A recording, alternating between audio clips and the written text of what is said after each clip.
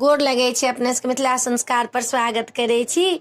गीत के बड महत्व छै। उपनयन में तई में आरो बड महत्व छै। उपनयन में जे गीत गबै छी बाबा दादा के तो स्वर्ग के लोग सब सुनै छथिन, बड आनंद अबै छन हुनका सबके। तै ल के गीत तो जरूरे गाओ। गीत केला कहै छी चुप चुप बिया गीत के, तो ना, गीत तो जरूर गाओ, चाहे जहिना अबैया तहिना गाओ, गीत नहीं छोड़ू, गीत जरूर गाओ। गीतक बड महत्व छै। त रामचंद्र जे वनवास गेल छथिन त कोना कोना भरत कनै छथिन, तै पर के एकटा सोहर दै छी, सोहर से सुनू।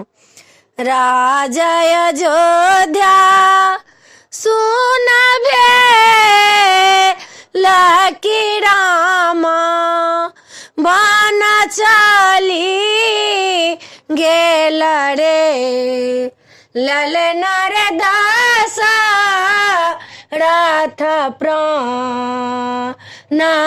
जिए लेल रामा, राम राटी लेल रे, ललना रे दासा रथ प्राणते जिए लेल रामा, राम राटी लेल रे।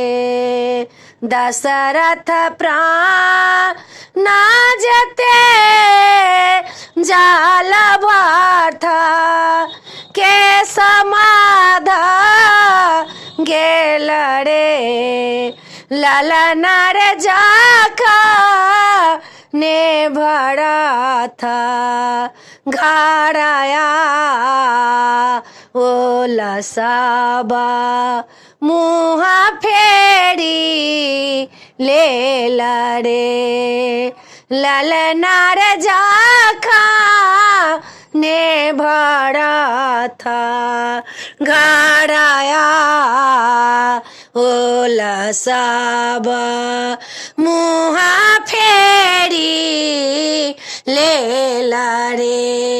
भरत जी माने माने सो चाहे आई कि आए हना भेल रे, ललना रे स्वागत के ओ नाही का रे कि भैया मोरा कहाँ गेल रे, ललना रे स्वागत के ओ नाही का रे कि भैया मोरा कहाँ गेल रे। मातु के काई आरती ला ओला मंथरा आरती कर लागू रे, ललना रे कोसी ल्याके ओता नहीं दे खाला भरत व्याकुल भये गेल रे, के कई कहा लानी बात सुनु सुनु मोरा चनायो भरथयो राम के देलो बनबा सखी राजा पाटयहि करब रे, एतबा बचाना जाओ सो नाला सुना हुने पा